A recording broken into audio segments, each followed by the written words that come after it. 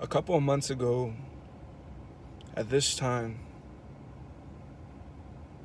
I would have already been in my truck, or I would have been getting ready and rushing to my truck to make it a church for worship practice.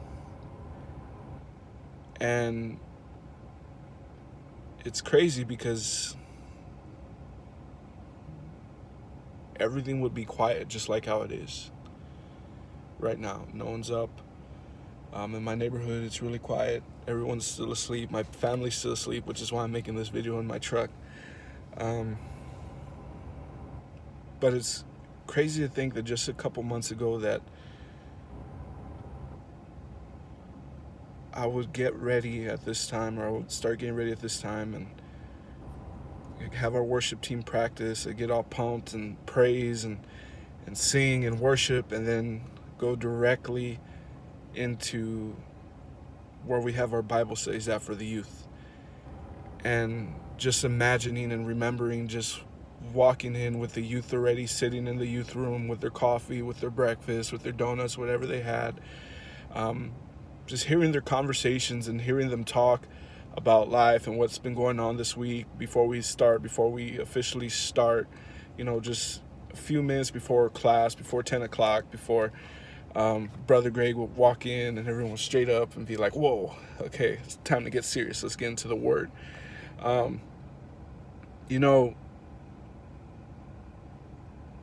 miss it. And I'm missing it, especially this morning, because I woke up early this morning. That was the only thing I could think about is, dang, right now, or in a couple hours, if everything was back to normal, we would still be able to have a Bible study class. I wouldn't have to worry about COVID. I wouldn't have to worry about even wearing a mask. And, it was kind of like tugging at my heart. It was like, man, this really stinks. But then I started remembering the better stuff, the messages that we would teach the youth.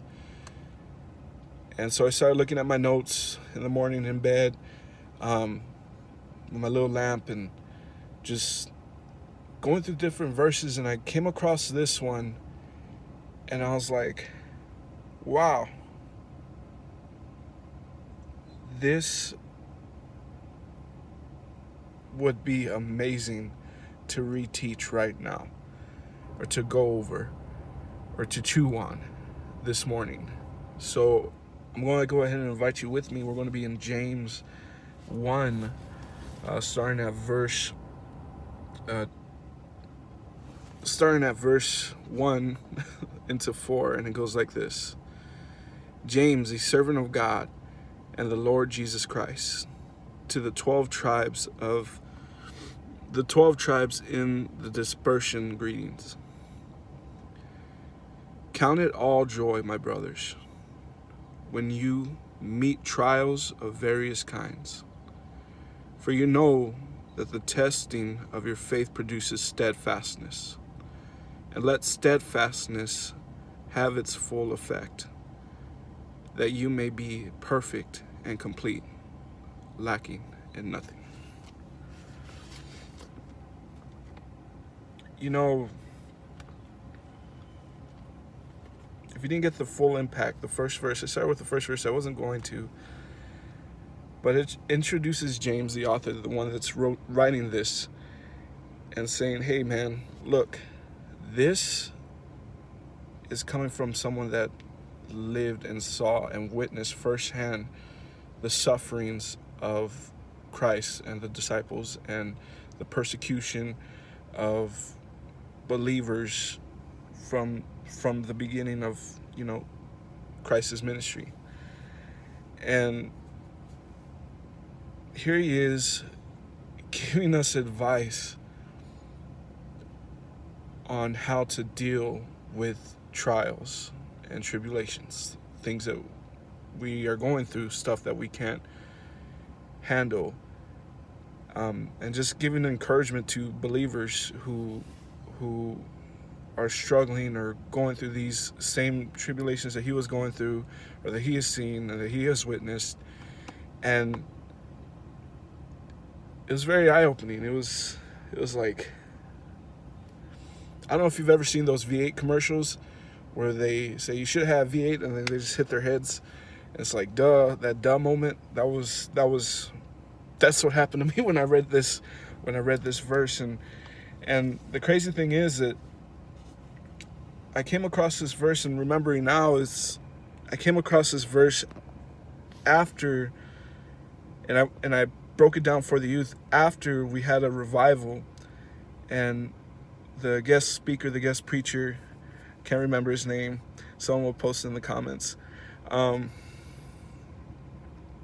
He compares it to the trials and the tribulations to us, and us to like burning or singeing off valuable gold. You see, when they go mining, they extract gold, and it's raw and it's dirty and it's filled with crust and dirt and sometimes ash. Or they use dynamite, and what they do is they burn it and they melt it so that everything that isn't gold burns and melts off, so that way you're left with just pure gold. And it's crazy to think about that, because that's exactly what's happening now. You know, sometimes we go through our life and there's so many different distractions, so many different things that's captivating our attention, that it's not just our relationship with God anymore. It's our relationship with our phones, our relationship with our youth, our relationship with our trucks, with our cars, with our families, and we forget that the most important thing that we are is believers and followers of Christ, and that our relationship should take priority above everything. But with this trial, with this tribulation, with us not being able to meet at church or do anything, things for me, myself, I see it now that it's like, wow, everything that was a distraction, everything that was keeping me from really and truly worshiping and reading my Bible in the morning and really getting into it, because I would, but I wouldn't do it as profoundly or as depth as this. I mean, guys, I spent like two hours in the morning laying in bed going over this verse and reading the background and doing all these things and really diving into it. And I'm thinking, wow, I couldn't have done this a few months ago when I was rushing to get ready, when I was rushing to shave, to get the lyrics printed out, to get it on my phone at least, to do all these things, and then rush, and then right after practice go to class, and then right after that just I wouldn't have been able to do that morning, because the way that I think is, or the way that I work is that I when I wake up, I have to go. I have to get where I need to go. I need to be somewhere. I need to do something. That's where I do it. Even, especially when you wake up late, you miss the alarm. So to think about this time, this trial, this feeling when I first woke up of just missing and longing for that fellowship, for that for things to go back to how it was, for us to teach Bible studies like how we used to, to just be reminded of this verse and reminded of the teachings of that guest speaker. Again, sound off in the comments. I don't remember his name. Just comparing, making that comparative of everything else being burned away, so we're left with pure gold. It's astonishing. It's that aha moment. It's that I should have had a V8. And now I get to think about it in a whole different light of this situation. Like, wow, like I can go back and look at these trials and tribulations and all the past trials that I've gone through and say, yeah, you know what? I have learned something from this. You know, God's knocking off that dirt off of me. God's wiping away that ash, and little surely He is making me, or molding me into a better piece of raw material, wiping me of my blemishes and making me stronger, harder, and more beautiful. So that's what I wanted to leave y'all with this morning as y'all watch this. I don't know when y'all are going to watch this, but when y'all do, thank y'all for watching. Hopefully we post more videos like this.